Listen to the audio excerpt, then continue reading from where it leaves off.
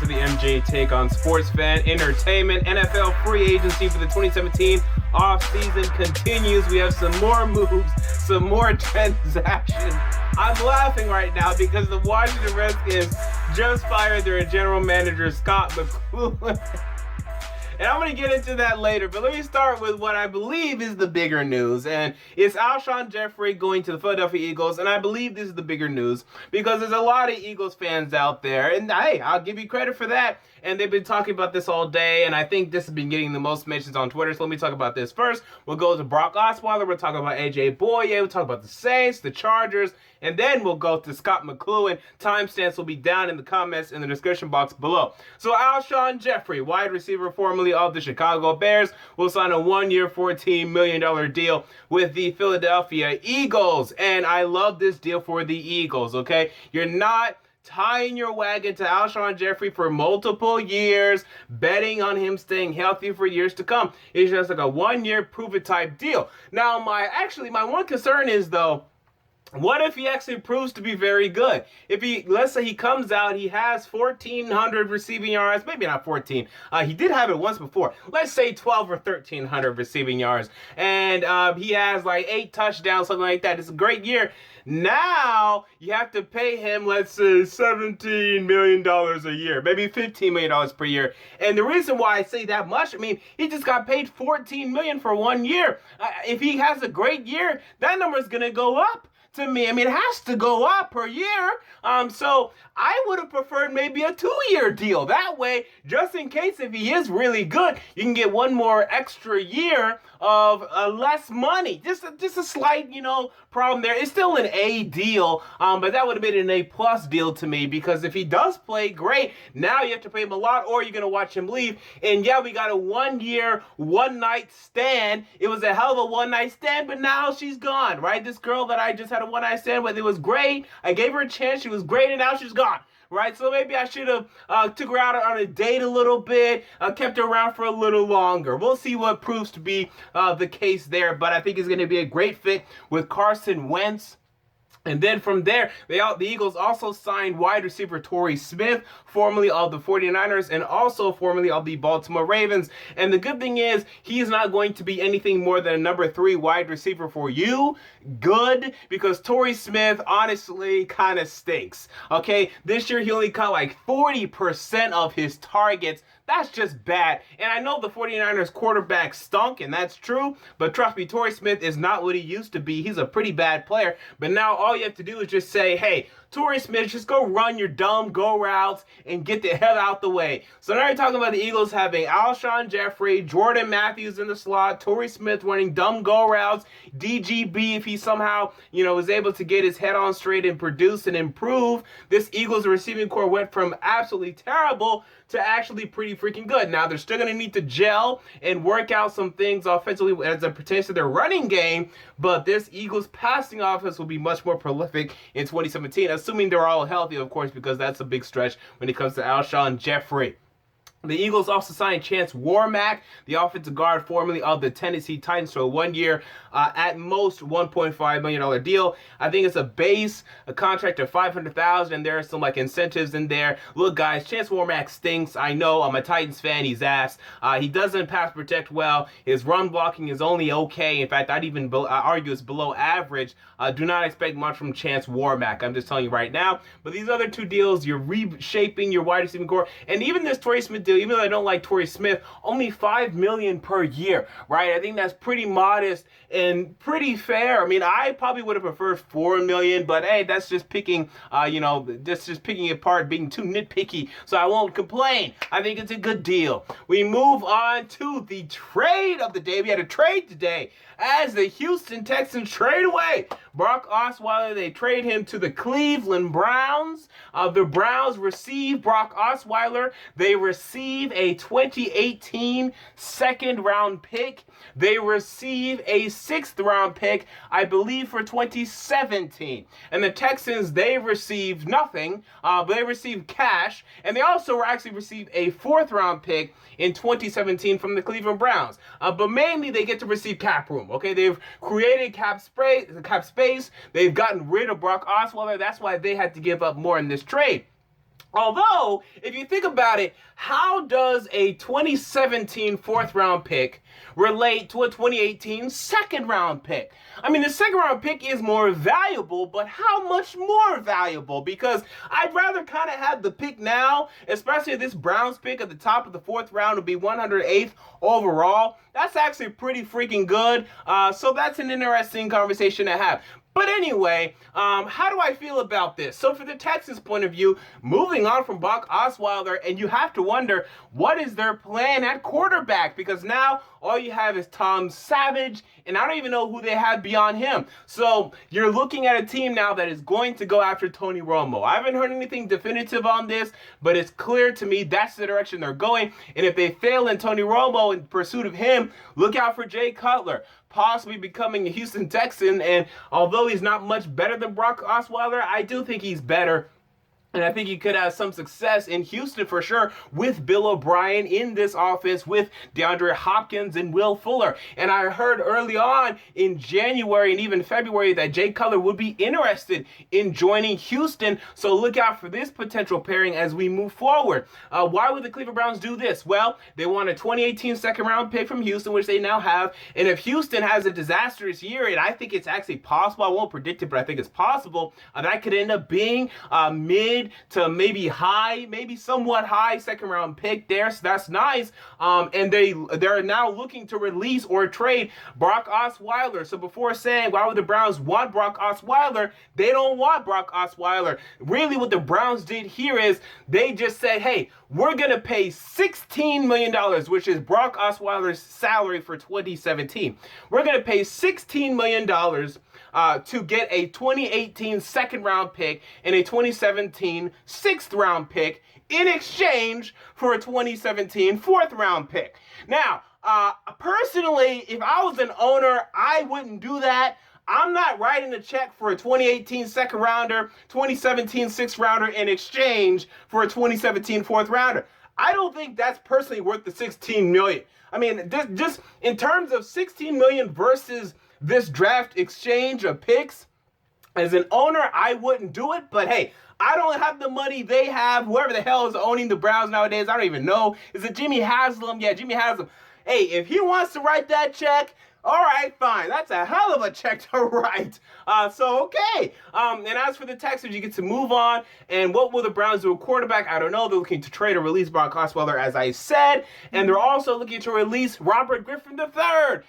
This could also, these draft picks that the Browns have now accumulated could add to a Jimmy Garoppolo trade. You can see the Browns say, hey, we'll give you, New England, our 12th overall pick this year, a 2018 second of ours, a 2018 second of now the Houston Texans, and that could entice the New England Patriots, or it could not. We'll see as this story develops. But overall, I do like this move actually for both teams. I'm just surprised that Jimmy Haslam is willing to write a $16 million check to exchange a 2017 fourth round pick for a 2018 second round pick and a 2017 sixth round pick. That's a hell of a check to write, but I guess that's what happens. You have money. I guess that's how the other half lives. We move on to AJ Bouye. Signing with the Jacksonville Jaguars. This is now official. 5 years, $67.5 million. And AJ Bouye had a hell of a year. The cornerback formerly of the Houston Texans had a great year this year for the Houston Texans. Now, he's a little bit of a one-hit wonder, but that one hit was a hell of a wonder, okay? So there's promise that, hey, this guy could develop and be a really good cornerback, and now you're pairing him with Jalen Ramsey. You signed Calais Campbell. Today, you're talking about this Jacksonville Jaguars defense really forming now under Doug Marrone and Tom Coughlin. Now in that front office, now in that coaching staff is Doug Marrone. You like how things are developing. There's still a big problem in Jacksonville, and his name is Blake Bortles. There's also some other problems, and their names are Chris Ivory and TJ Yeldon, and I think he got rid of Kelvin Beachum, but if he's still there, he's a problem. The whole offensive line's an issue. So there's still plenty of problems in Jacksonville, but the defense is developing. They're forming nice. They're getting pieces. They're doing what they need to do defensively, and I'm starting to see a roster that actually looks pretty freaking scary. the Jaguars also signed Barry Church, the strong safety formerly of the Dallas Cowboys. And Church had a really good year this year. He's had some good years in the past. He's also had some bad years in the past. Personally, we'll see how the money shakes out, but I would have preferred to have kept Jonathan Cyprien instead of just going for an unknown like Barry Church. Not really unknown, but a guy that you don't know how he's going to perform for you. You know how Jonathan Cyprien is going to perform for you. I like re-signing guys. That's usually my philosophy on stuff like this. But hey, we'll see how they do. I think Bouye will be good. I wonder who's going to be the official number one corner there between he and Jalen Ramsey. But hey, that's a good problem to have, and the Jaguars are having better problems to have much more lately than they've had in the past when they were trying to figure out, hey, who's our best cornerback, Aaron Colvin or this loser from the 7th round? I don't even remember his name. All right, so we move on to the New Orleans Saints, who made a number of moves today. They signed Larry Warford, the right guard formerly of the Detroit Lions. Right guard or left guard? I believe right guard. It doesn't matter. The only point I need to make is that he's good. And I believe this signing is pretty good, though, because I can't go all in. Why are you looking to upgrade your offense? I mean, Larry Warford is going to demand, I'm sure he did demand, now that he's already agreed, over $7 million per year, probably $8 million per year, probably. You want to dedicate that money offensively? I mean, that doesn't make any sense to me. Yes, you need offensive linemen. Jahri Evans, your guard in the right guard position, has not been great lately. Andres Pete has been in and out at left guard. You also have this, that's I can't remember his name, Limite or something like that. They haven't been great, or Calamite, something like that, Senio Calamite. They haven't been great, but you really want to dedicate this money offensively? We're talking $8 million per year at least. I haven't seen the deal yet, but I'm sure that's what it is. That had to be his market value. You don't want to sign a cornerback for $8 million? I mean, we're talking about cornerbacks out there, maybe a Morris Claiborne, maybe a Logan Ryan, better players. I mean, not better players, but similar players, but on the defensive side of the football. I would have went that route. So I don't understand that, but I do understand this. As the New Orleans Saints re-signed Nick Fairley, he had a good year this year. I think he's going to continue our success in New Orleans. I like that re-signing, and the Saints also signed Ted Ginn. Now, the Ted Ginn contract is not expensive, and if you're looking to trade Brandon Cooks, and I think this makes it more and more apparent that that is true, then you would need a guy like Ted Ginn in there. Okay, so I like that move. I just question spending so much money offensively with a guy like Larry Warford. We'll see. Again, right now the Saints are in trade talks with the New England Patriots for Malcolm Butler. Brandon Cooks for Malcolm Butler. That trade talk going on right now. Right now, I'm inclined to believe is going to happen, but we shall see. We move on to the San Diego Chargers as they signed Russell Okung, the offensive tackle formerly of the Seattle Seahawks. This year played for the Denver Broncos, and he played well for the Denver Broncos, I would say, overall. Now, here's the problem. The contract is too much money. Okay, I don't care how you slice it, how you dice it, how you try to explain it away. It's too much money. They're paying him, I want to say, like probably at least a top 3 or top 5 left tackle deal. He may be getting paid the most. It was 4 years, $53 million, man. That's right at the damn top. Okay, that's a lot of freaking money. But here's the problem. Free agent left tackles, they never make it to free agency, ever. Okay, go down the top left tackles in the NFL. You'll see Trent Williams, Tyron Smith, Taylor Lewan, this guy, that guy, this guy. All of them drafted by their own teams.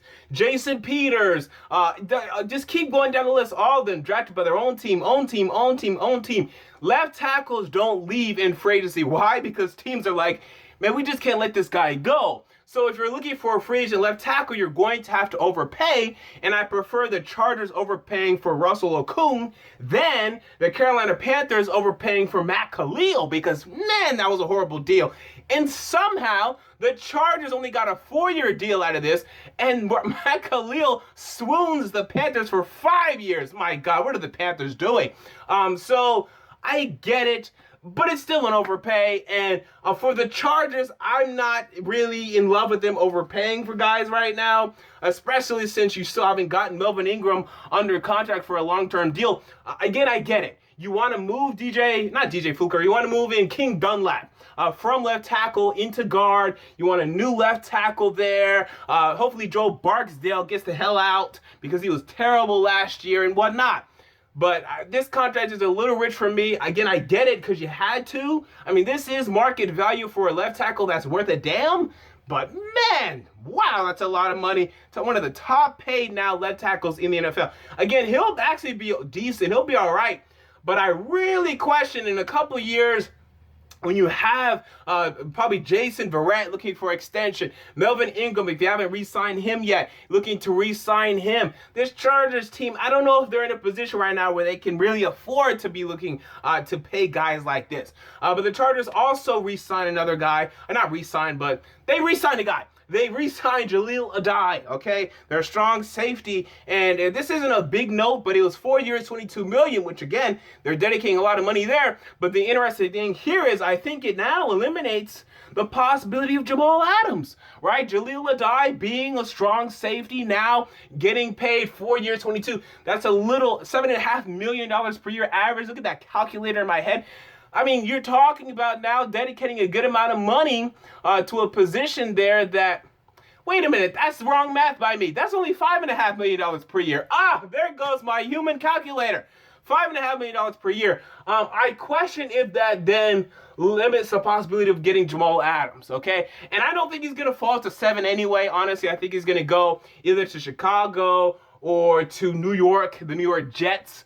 But there was still a chance he was going to fall to you guys, and now I think that chance is, he still could fall there, but I'm not sure if you guys are going to take him at this point. You could, but then now you have a $5.5 million backup strong safety, and again, can you afford those kind of luxuries right now? I don't think so. Melvin Gordon is going to want some money coming up, so I mean, I don't know. It's all right, this re-signing here by the Chargers, but I'm not really sure what the Chargers are doing right now.